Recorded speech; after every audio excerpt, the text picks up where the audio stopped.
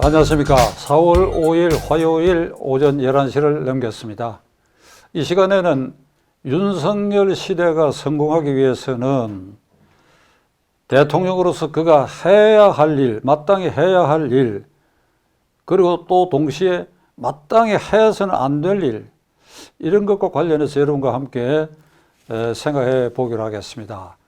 지금 3월 9일 선거가 끝나고 약 25일이 지났는데 문재인 대통령은 이렇게 몽리를 부리듯이 용산 이전 문제, 그리고 알박기 인사에 대해서 조금 더 뉘우침이 없는 그런 상황을 보이고 있고, 이재명 민주당 전 대통령 후보는 지금 거대 민주당을 장악하기 위해서, 가령 이번 원내대표 선거에도 친이재명계의 박홍근 의원이 당선됐고, 그리고 이번 지방선거에서도 서울이나 경기도에 민주당이 당선되도록 그가 후보 선정이나 이런 데 영향력을 지금 미치고 있고, 그리고 8월 전당대회에서도 자기가 원하는 대로 대표가 선출되거나 아니면 본인이 나설 그런 의향으로 물밑에서 꾸준히 영향력 확대를 도모하고 있는데, 이게 그 내부의 친이재명계,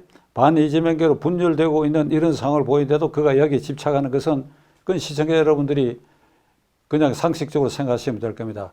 그에게 집중되고 있는 일련의 사법 처리를, 대장동 게이트, 그저께는 이제 경기도청이 그 부인 김혜경 씨의 법카 불법 사용에 대해서 수사를 개시한, 이렇게 본인에게 몰려오는 이것을 거대 민주당을 자기 손에 장악함으로써 이 윤석열 대통령과 정면으로 대결해서 이 사법 처리를 미루겠다, 이런 분위기가 연출되는데, 이건 굉장히 우려할 만한 사안인데, 결국 이건 국민이 이런 점에 있어서 이 이재명을 나무라고 윤석열 대통령에게 힘을 실어주고, 그러니까 이렇게 해야 이 나라가 법치가 제대로 서고 그래야 협치가 될 것이다. 우선 이런 전제에서 윤 대통령이 마땅히 하지 말아야 할, 우선 문재인 대통령이 하지 않은 일로서 그것은 문 대통령이 마땅히 해야 하는데 하지 않았다. 그러니까 윤 대통령은 이걸 뒤집어 가지고 반드시 그대로 해야 된다. 문 대통령 안 한 일을 해야 된다. 그 중에 아주 대표적인 게 첫째가 2017년 5월 10일 헌법에 서약하고 취임사에서 한 대국민 공약입니다. 여러분 아마 생생히 기억하실 것입니다. 지금 이 순간부터 나는 국민 모두의 국가 원수다. 그러니까 화해 시대를 열겠다, 포용하겠다. 나를 지지하지 않는 국민도 포용한다. 그 다음에 무엇보다도 인사에 있어서 나를 비판했던 사람 가운데도 훌륭한 인재는 적당한 장소에 기용하겠다. 그리고 야당의 국정 동반자로 하겠다. 그리고 수시로 기자회견을 통해서 국민과 소통하며, 물론 광화문 시대를 연다고 그랬죠. 광화문 시대를 열고, 그래야 국민과 소통을 하고 기자회견을 수시로 할 뿐 아니라 광화문 광장, 남대문 시장에서 청년과 상인들과 소주잔을 기울이면서 화합, 통합, 소통의 기회를 갖겠다. 하나도 안 지켰어. 하나도. 요것은 윤 대통령의 그걸 그대로 거꾸로 하면 돼. 포용하고, 이제 민주당이 된 야당, 거대 야당, 그것도 이게 동반자로 하고, 기자회견 수시로 하고, 윤 대통령께 지금 제가 목매이게 부탁드리는데, 뭐 안 그럴 뿐이라고 나는 봅니다만은, 제발 기자회견 한 번도 안 하면서 국무회의나 수석비서관 회의를 통해 가지고 이 A4 용지 그 바깥에는 국민들에게 이걸 보고 중얼중얼 읽는 이건 절대로 해서는 안 될 일입니다. 이게 나는 안 하려고 지금 확신하고 있는데, 이게 뭐합니까 도대체? 기자회견 한 번도 안 하면서 국민들의 예의가 이게 되는 일입니까? 이게 예의에 맞는 일입니까? 노무현 시대에 회고해보면 윤 대통령이 참고로 해야 할 부분이, 지역 편중 인사를 문재인 대통령 때보다도 심하게 하지 않았다. 그러니까 윤 대통령은 하지 않아야 된다. 심하게 하지 않은 것이 아니라 하지 않아야 된다. 그 다음에 노무현 대통령 둘째로 정치 자금을 많이 거두어 쓰지 않은 것 같다. 이건 윤 대통령이 정치 자금을 거둘 필요가 없다.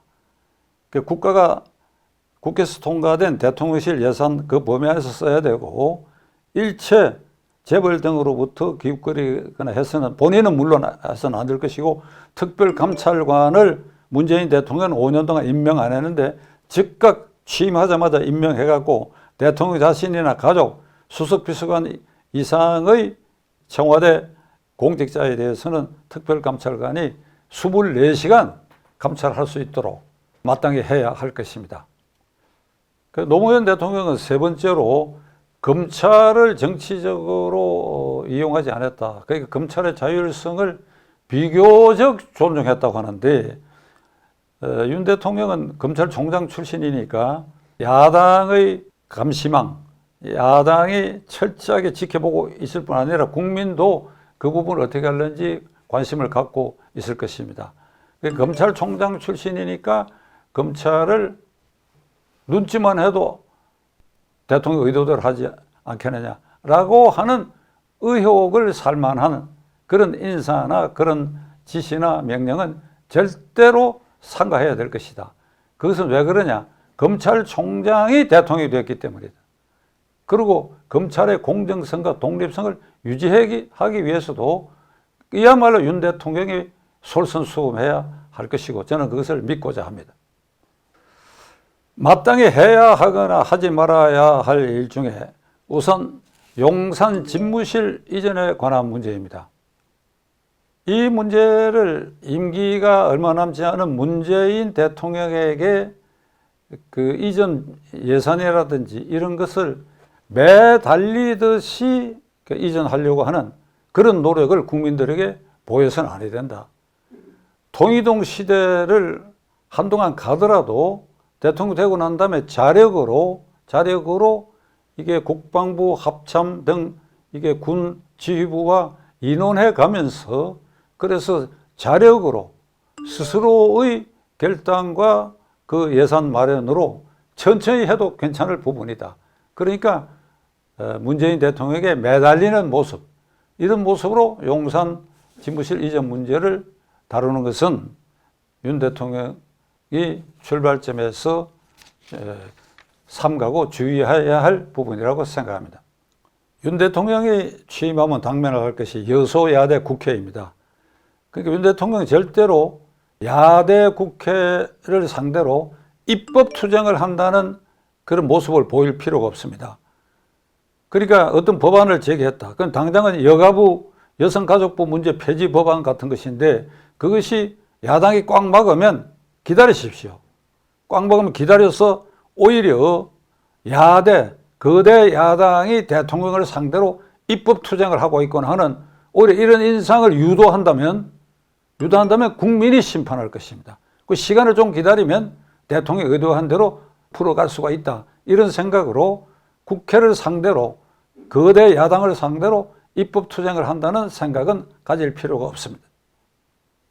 어제 그저께부터 총리가 한덕수 씨로 지명되고 그 다음에 장관 내정자 물망에 오른 사람들이 언론에 오르기 시작했는데 윤 대통령은 이명박 대통령 때의 유명한 스카이 소망교회 고려대학 영남 그 편중된 인사에서 비난을 많이 받았는데 그걸 참고를 해야 할 것이고 문재인 대통령은 캠코더 인사, 캠프, 코드에 맞추고 그리고 더불어민주당 거기에 국한된 이 편중 인사한 이것을 귀감으로 삼아가지고 교훈으로 삼아서 이게 편중 인사를 하지 않고 문재인 대통령이 헌법에 서약하고 인재를 골고루 기용하겠다고 한데도 불구하고 하도 약속 안 지킨 거 이것을 거꾸로 반드시 골고루 기용한다는 인상을 국민들에게 심어줌으로써 국회에 대해서도 야대 국회가 조금이라도 이 대통령을 상대로 불필요한 시비거리를 건다든지 할 때에 그 빌미에 묶여가지고 국민들이 대통령을 성원하는 힘을 빼지 않도록 할 필요가 있는 것이 이런 인사 문제와 관련된 것이라고 저는 생각합니다. 문재인 대통령은 3.1절 또는 8.15 경축일 날 경축사를 통해서 반드시 국민을 편가르기를 했어요. 반드시 국민을 편가르게 하고 또 일본을 완전히 적국 취급하듯이 이렇게 국제관계를 악화시키는 그 무대로서 3.1절 기념행사와 8.15 경축일을 이게 이용했는데, 이용한 것이 아니라 악용했는데, 윤 대통령은 3.1절, 8.15 그 진정한 의미를 국민들에게 설파해가지고 그것이 국민 모두의 가슴에 통합의 분위기를 연출해내는 그런 경축사를 반드시 준비해 나가도록 해야 할 것입니다. 마땅히 그렇게 하는 것이 문재인 대통령이 마땅히 안 한 일을 윤 대통령은 마땅히 그렇게 해야 하리라고 생각합니다. 박근혜 대통령 때 국가 부채가 39%, 40% 이러지 못했는데 문재인 대통령 들어와서 코로나 사태가 겹쳐 있긴 했습니다만은 국가 부채가 이제 60%를 넘보는 상황에 왔고 전체적으로 1,000조 넘는 국가 부채가 이게 발생했고 거기에 개인 부채까지도 이렇게 점증하는 이런 아주 심각한 상태에 왔기 때문에 한덕수 지명자도 국가 재정을 건전하게 유지하는 것이 국가의 안정성을 지키는 유일한 길이라고 했으니까 문재인 대통령은 국가 부채에 대한 개념을 전혀 갖지 않았어요. 그러니까 윤 대통령은 이 점에 있어서 국가 부채가 얼마나 증가하는 것이 위험하다 하는 것을 임기 초반부터 깨닫고 긴축 재정을 해가면서 한편으로 안정적인 일자리를 생산해내고 그리고 개인 부채에 대해서도 이걸 극복할 방안을 찾아내야 하고 하는 이런 노력을 마땅히 기울여야 하리라고 생각합니다. 외교 문제에 있어서 한미 그리고 한일 관계는 문재인 대통령 때와 전혀 반대로 하면 될 것입니다. 전통적인 한미 관계의 우호 관계를 거의 파탄 지경에 이르렀고 일본에 대해서는 수시로 왜구, 외적, 토착 왜구 무찌르고 그리고 2018년 대법원에서 미쓰비시 중공업의 그 배상 판결에 대해서 65년 한일 협정 정신에 위배되는 판결을 내놓고 그리고 한일 간의 분쟁이 생겼을 때 그 유명한 조국 민정비서관이 어떤 얘기를 하는가 이 판결에 불복하고 비난하는 자는 매국노고 친일파라고까지 얘기를 했어요. 그러니까 죽창을 들고 무찌르러 가자 하는 거예요. 이런 시대착오고 정신 나간 짓 이런 짓을 전혀 반대로 해야 할 것입니다.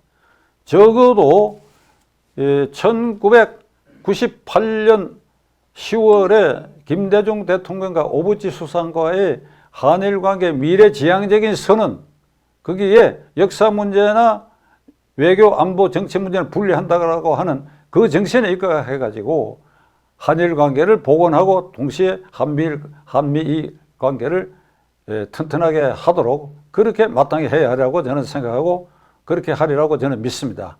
끝으로 문재인 대통령과 이재명 전 후보는 계속해서 협치를 자꾸 얘기하고 있고 한덕수 총리 지명자도 협치라는 말을 이제 앞세웠는데 이걸 곰곰이 생각해 보면 협치라는 그 단어에 윤 대통령이 혹시 그게 걸려들지 않느냐 하는 우려를 가질 수밖에 없는 것이 협치 이전에 법치를 해야지요. 무조건 전 정권 사람들, 무조건 문재인 대통령, 무조건 이재명과 좋게 지내는 그것이 협치, 그거 아니지요. 그 바탕에 법치, 사법 처리 대상이 명백한 것은 엄정한 법을 적용해갖고 사법 처리를 해야지요. 잘못은 잘못대로 따지고 그렇게 해서 처벌을 받고 그래야 잘못을 빌면 그래 용서, 화해 그리고 협치 시대가 오는 거 그게 순리 아니겠습니까? 그게 하늘의 도일 것입니다. 이런 점에 있어서 협치에 너무 매몰되지 않도록 윤 대통령은 삼가해야 하리라고 생각합니다. 모든 것을 이제 새로운 시대에는 새로운 결단으로 해야 할 일과 하지 말아야 할 일을 분명히 구분해서 그래야 윤 대통령 시대가 성공의 길을 가도록 기도하는 바입니다. 끝까지 시청해 주셔서 감사합니다.